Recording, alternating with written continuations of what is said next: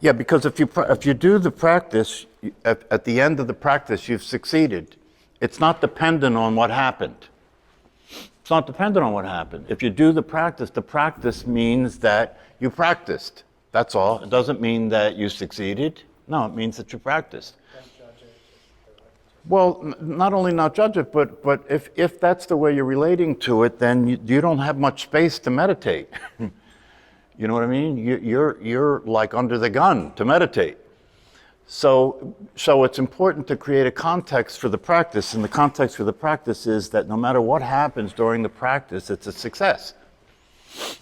Yeah, because the practice by nature is failing and succeeding, failing and succeeding, failing and succeeding. But not even failing and succeeding, because what we're practicing is you're not succeeding when you shift your attention from the thinking activity to the awareness of the body breathing. That's not a success. Who would it be a success for? You see? Yeah. So it's just another opportunity for the personality to sneak in and claim meditation, claim your meditation practice, right? And have you have a reaction to your meditation practice. Oh, it wasn't a good one today. See, if that's what you say, you need to catch yourself, because it's just not true. It's just not true. There's no such thing as not a good. The only thing that's not a good practice is not practicing. That's not a good practice. But anything you do when you're practicing is perfect. That's a perfect practice. Yeah. So I'm glad you brought it up, because I'm sure other people here do that, that you do it, there's a judgment and evaluation about your meditation practice. And it's very important to understand this. The judgment and evaluation about your meditation practice is coming from the same place it always comes from. All your judgments and evaluations are coming from that same place, right? It's called the mind. The mind is a judgment and evaluation machine. It's doing it all the time. It's doing it all the time. It's doing it even below the level of your awareness. If you walk into a supermarket, one of my favorite things to do is to walk into a supermarket and watch my mind. Nobody comes in the field of my vision that doesn't get judged. And that's true for you too, right? It's such a common way of being that you don't even notice it. That you look at somebody and say, oh boy. You're like a superpower this guy. Go to Walmart. I was just going to say, there's videos of Walmart shoppers, so you can watch the video and go, oh boy, oh boy, oh boy. It's a judgment and evaluation video. Right? But the thing is this, it's very, very, very, very important for you to understand you never judged anything. You never judged anything in your life. You never judged anything. The only way you can experience having judged anything is if you identify yourself with your mind. You think you're your mind. You think that you're the voice in your head. You think you're the mechanism that's judging. No, you're not the mechanism that's judging. That's a machine. That's a program that's doing it automatically. You've never judged anything unless you identify yourself with that, and then you judged everything. So you can go from, being a monster to being innocent. In one fell swoop. All you got to do is get that you've never judged anything. Your mind judges everything. That's what the mind does. It's just like I said before, I was raised in a racist family. I heard my parents using the N-word every day, cursing black people out and this, that. And I lived in a black neighborhood, and I went to a black high school, and I got beat up by the black kids, okay? So when I became a young adult, when I was in college and everything, and things would happen where there would be a mixed crowd or a black person there or whatever the case may be, I would see a racist comment come up in my head. And I would be confused. It's like, I don't believe that shit. Where'd that thought come from, right? It came from the database. It came from the conditioning. It just came into the head, right? Now, the thing about it is that when that came in, when that racist thought arose in the mind, right, it didn't take me many times recognizing that to dismiss it and to realize I wasn't interested in that. It had no value. It didn't mean anything. It wasn't me thinking, right? And then it stopped showing up. It'll stop showing up, because if you don't get involved, if you don't participate, as Mooji said, your thoughts are auditioning for your attention. They're always auditioning for your attention. So if you withdraw your attention and you don't allow the audition to turn into a performance, it's not going to last long. There's not much to it, right? And that's why this has got to be a constant practice. That's why you've got to get from the formal practice into the informal practice and start to watch the mind and to recognize that you're not that mind. Start to watch the thoughts and to recognize you're not the thinker of those thoughts. You know, this practice will allow you to continually let go. This practice will allow you to continually let go of the responsibility involved for being crazy. The practice will allow you to continually let go of the burden of responsibility that you carry for being crazy. And what I mean by being crazy is the burden of responsibility you carry for all of your bad thoughts, you know, and all of your, you know, all of the unforgivable things you've done in life to other people and to yourself, you know, all that stuff, right? You don't need to go to confession. So you don't need to go to confession, and especially if you were raised in that belief system, please do yourself a favor and let that go. It is not accurate. You'd never sinned. You can't sin. It's impossible for you to sin. In reality, it's impossible for you to sin. That's got to be one of the biggest con jobs ever on the planet. The idea that human beings are bad or evil or they're sinners, like that. The word sin means missing the mark. That's what the word means. It comes from archery. So if you miss the mark, does that make you a bad person? If you miss the mark, is that a failure? Practice involves missing the mark, doesn't it? Practice involves continually practicing something, right, in order to increase, you know, the probability of what you're interested in experiencing. So, please don't judge yourself. You know, you got enough. There's enough going on in the world without you adding it to you. Well, you see, the problem is to say your sins are forgiven keeps you in the game, the sinner game, right? But to say you've never sinned takes you out of the sinner game. You can't sin. It's not possible for you to sin. So, you know, it's one of the most important aspects of this whole practice and teaching is for you to get off the hook, for Christ's sake. You know what I mean? Most human beings are on the hook. You know what I mean? You're carrying this burden of responsibility, right? And if you were brought up in a religion that had a belief system that involved sin, look what happened. When you were a kid, you didn't have enough sophistication to understand what the hell was going on. These adults, these giants, you know, were telling you that you were a sinner and you had to get forgiven and you had to do penance and you had to watch your behavior. I remember when I was a little kid, and I was raised in Catholicism, right? So, but even as a little kid, I had enough sense not to believe that stuff. Even as a little kid, you know, when they told me you're going to go into this dark room and tell this guy behind a screen that you can't see everything you did that you're ashamed of. I'm not doing that. And I don't believe anybody else did that when we were kids, unless you're so stupid. Because the thing about it for me was, and then they told us, well, yes, you have mortal sins, venial. I couldn't even keep track of all the type of sins to know which ones were badder than the other. There were some sins, if you committed that, you go straight to hell if you don't go to confession first.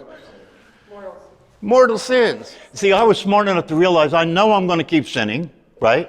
I know I'm going to keep sinning, so therefore I'm going to go to hell, so I'm going to have a damn good time before I go to hell, right?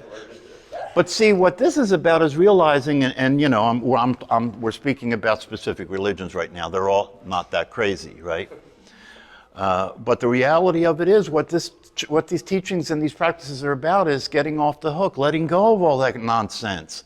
Letting go of all that nonsense, not just the religious belief system nonsense, but the conditioning nonsense. All of what you took on board from being a child in a highly competitive situation, right? Where if you didn't make it when you were a teenager, right? You felt like a piece of shit. If you didn't make it when you were a teenager, you know, you felt like you were invisible. You felt like all you wanted to do was disappear, right? And then, you know, it's not like there's going to be winners and losers, because the kids that did make it, right, they have an inferiority complex. Because they made it in terms of having money or making a good appearance or having the right parents and all that stuff, right? But when you grow up, you got to deliver the goods. That's not going to get you by. So I don't know how we got into this. Excuse me, people on YouTube. So maybe it was because I was talking about Louis C.K. The most insidious form, now watch. The most insidious form it takes, the most insidious form, the barrier between where you are and the possibility of being awake, the most insidious form is you. You, the personality. You, the person, right? That's the biggest barrier to awakening, right? It's happening as you notice yourself being in conflict, with life, right? That's a war. Conflict with other people, that's a war. Conflict with yourself, that's a war. Conflict with the past, that's a war. Right? So the way to get out of that is to start to pay attention. So when that arises, whenever that conflict arises, let the light of awareness shine on it. See it. Just be present to it. You don't have to change it. It's very important. You don't have to change it. This is not an improvement project. You don't have to change anything. All you have to do is wake up and see things as they really are. And when you see things as they really are, you don't have to change anything. You stop being interested in what's not true. You stop being interested in the things that the mind throws up, that you have previously been identified with without questioning at all. And now it's time to pay attention, so you don't have to keep going down those roads anymore, and you can create some new neural pathways in your brain to come out from the suffering. It's like Goenka said during the 10-day Vipassana thing, come out, you have to do this to come out of your misery. Come out of your misery. Because it's a miserable life to lead when you're living life as this character that is compelled to somehow survive and succeed with the odds against you. That's what the deal is. The deck is stacked. You can't beat life. Life's got you beat before. When you take your first breath, you're beat, right? Because there's going to be a last breath. So you can't beat life. So get out of that game. Get out of that game. Stop trying to win. Just allow yourself to be present to what's so. The rest will take care of itself. If you shine the light on the mistakes that are made in the mental state, if you shine the light on the mistakes that are made in the mental state, just the fact that the truth is being exposed, just the fact that it's being seen for what it is, will naturally bring about a change. Will naturally bring about a change. And so what could be easier? You don't have to change. You don't have to struggle. You don't have to feel guilty. All you have to do is pay attention, right? All you have to do is pay attention and come from the truth of yourself, which is innocence, which is love, which is unconditional love. Come from the truth of yourself. Let all the stuff that you've been carrying, all the sinful stuff, all the dark stuff, all the stuff that you think has to change in order for you to be okay, you can let the whole thing go. At one time, you can let the whole thing go. I've seen it happen, I was looking to see if I brought it. I saw a thing by Papa G, one of the Indian teachers. And one of the things that he taught was when he had people come to his satsangs, he would try and go directly to the source. He would try and go directly to consciousness when he worked with people.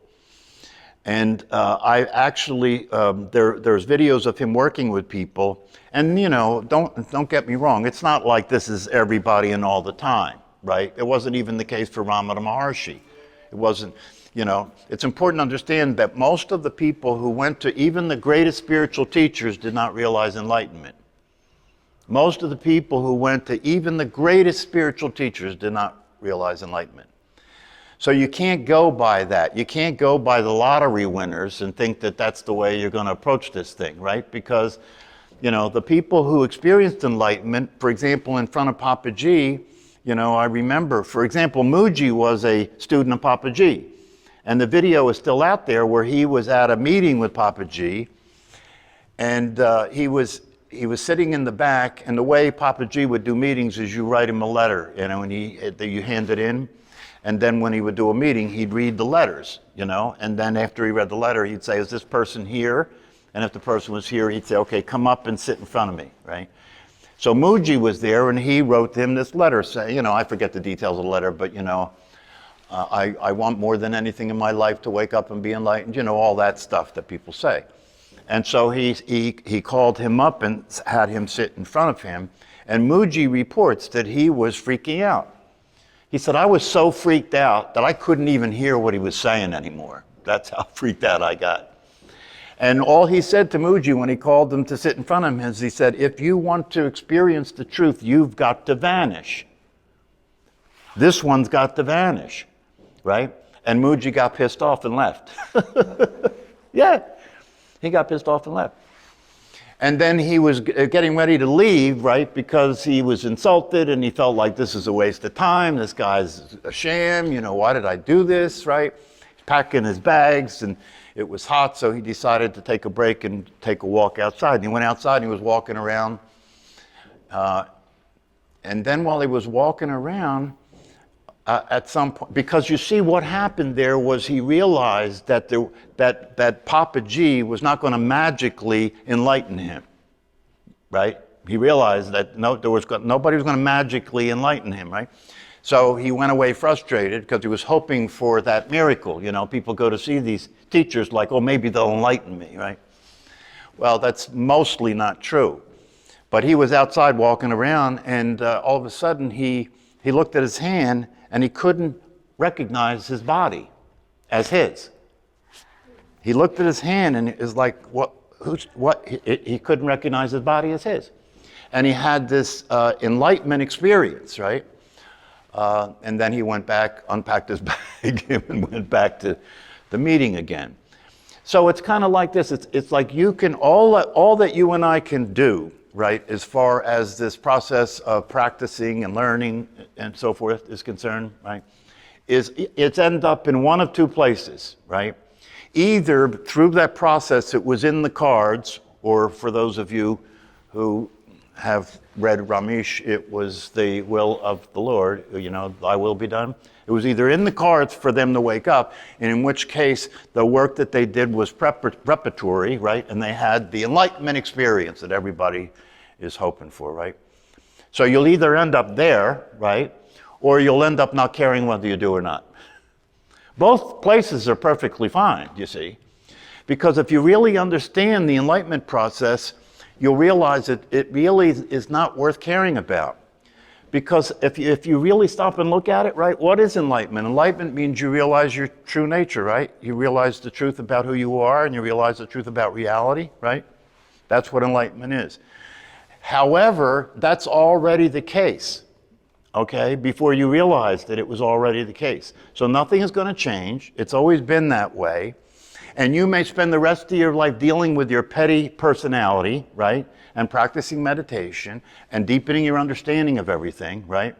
But at some point, because you understand that the idea of enlightenment is something is going to happen that has already happened, that you can get to a point where it's no longer relevant to you whether you have an enlightenment experience per se.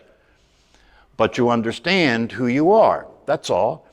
If you understand who you are, and and even if that is not an experience, not if if you understand who you are conceptually, right, but you don't experience that truth all the time. That's what people want to do. I want to experience that truth all the time, right?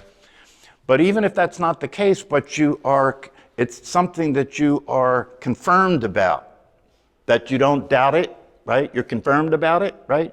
And because you're confirmed about it, you're operating from the confirmation. You're operating from the confirmation, meaning that, yes, I am awareness, and then the person comes in and does what the person does. Thoughts come up, feelings come up, right? And so, because even an enlightened being has to deal with all that. Enlightened beings don't disappear. Enlightened beings don't stop having a body. All the enlightened beings I've ever studied died, and a lot of them died from cancer. Okay? So it's not about that. It's not about not having a body. No. It's about the freedom that's available by your understanding that everything you were afraid of and everything you were reacting to isn't true. And if you can really get that in your bones as a confirmed reality, it doesn't matter. From that point on, you just continue to practice, continue to deepen your understandings, and continue to live a good life. That's all. This enlightenment thing is a ruse. I've said that before. It's a ruse. It's a game. You know, one of the things I was trying to remember to bring today was written by Papa G, and he said that the way it's a ruse, right, is that, you know, that it involves the idea of becoming a searcher and thinking that you don't have what you already have, so you search for it. Can you see that that's not going to go anywhere? So if you see that's not going anywhere, then you realize that enlightenment is a ruse. How can you become enlightened when enlightenment means that you have the realization experience of what you actually are? I saw Papa G interacting with a woman in front of him, and all he did with her, she was doing what most of you do, you know, what most of us do in the process of attempting to realize what's already the case. You know, talking about the trials and tribulations of it and the confusion and this, that, and the other. And all he did was, all of a sudden, he looked her dead in the face and he screamed at her, "Stop, just stop." And then he just looked at her, right? And for a moment, there was this gap that opened up, you know, when she stopped, right? And he said, "Now stop, stop." And then he just looked at her and he said, "This. And she said, "This?" And he said, "Yeah, this. This? You mean this? This is it? Well, this has always been this way." And he said, "Yes, that's why I told you to stop. You don't have to get anywhere. All you have to do is allow yourself to notice. That's all. That's all this is allowing yourself to notice what's already the case. And you'll still go back and act nuts. That's your conditioning." You don't need a guru to get there, like that Peace Pilgrim woman. It just hit her when she was making it. Yeah, well, you know, the reason you can say you don't need a teacher or a counselor or a guide to get there is because you're already there, okay? But there are a lot of people that will wander around that truth the rest of their life and never really get to it. Do you understand? And so the job of the teacher is just to keep nudging you back on track, you know, just so you don't go off and deviate into a lot of these places that don't go anywhere. Just keep, and one of the things that all the teachers tell the students, right? Because students think, if I have an enlightenment experience like that, I've arrived, right? And so they want to go to the teacher and say, "Oh, this is what happened," and they describe this enlightenment experience, right? And every single time the teacher says, "That's irrelevant. That's irrelevant. Don't pay any attention to things like that." Because as you proceed, if you're really a committed practitioner and you go through these intense experiences in meditation and everything, we may not get that far into those kinds of things, but if you do that in a monastery for years, right, people start having these siddhas. They're called siddhas, right? They're experiences that would fall under the title of parapsychology. You know, that people have these experiences of seeing something that's happening on the other side of the world, reading minds, you know, all the stuff, you know, that's supposed to be the magic of enlightenment, right? But what the teachers say is that those powers or those experiences really can only interfere with the process of your realizing your true nature, which is the only thing worth, you know, realizing is your true nature. So it's not about doing tricks, and it's not about mental gymnastics, and it's not about doing, performing miracles. No. The greatest miracle that you can perform is simply to wake up and realize who you are, and to realize who other people are. And if it was true that Jesus or anybody else created miracles, right, it was only because the people they were talking to believed who they were really, right? And they did it, not the person outside of them. The placebo effect explains miracles, right? Because, you know, if you look at the spiritual power that we all have, the creative spiritual power that we all have, it's within our power to heal the body, for example. It's within our power to heal the body. But if we don't believe it, it's not activated. But if we come to a teacher and we believe they have the power to heal us, right? And they do some muju with us in order for us to feel like, they did it, right? And then we're healed, right? But it was only because you actually believed that would happen, and that's a placebo effect. So the placebo effect may mean, it has a definition in psychology, but it may mean, right, a way of believing in the possibility of your power, right, in such a way that you actually have access to it and you can use it. And unfortunately for a lot of people, the only way they can accept that is not if I'm that powerful, but somebody else is. All right? And so they go to them. But you and me, who we are is God. Who we are has the power. It created this, right? Created this mess. Right? So it's all powerful, It's all powerful. Somebody was telling me that they were in a conversation with somebody about religion, and they were talking about the teachings and the practices that we speak of here to somebody who came up through formal religion, right? And they said that in the way that we understand things, we're all God, and the person really got upset about that. But then if you look at it, even in those religions, they say God is omnipresent, don't they? Well, if God is omnipresent, then you must be holding that like it's true except for me. God is everywhere except here, right? If God was here, I wouldn't be such a screw up, right?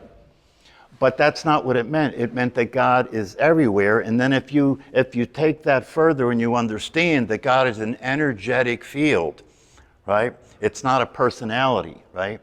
That energetic field is the energetic field that your awareness is. It's as simple as that. That energetic field is the energetic field that your awareness is. And so it's always here, it's always available, and the more you check in with it, the more you look at it, the more you practice being attentive, paying attention, so that you could see with consistency that your true nature is never not here, it's always here. And maybe if you do that consistently, you'll start to trust it. You'll start to trust that what you're aware of, and what you're aware of, that awareness has the power to act. That awareness has the power to respond to life. Meaning that you don't have to always think about everything. The most effective behaviors a human being can have don't come from thinking, they come from being aware.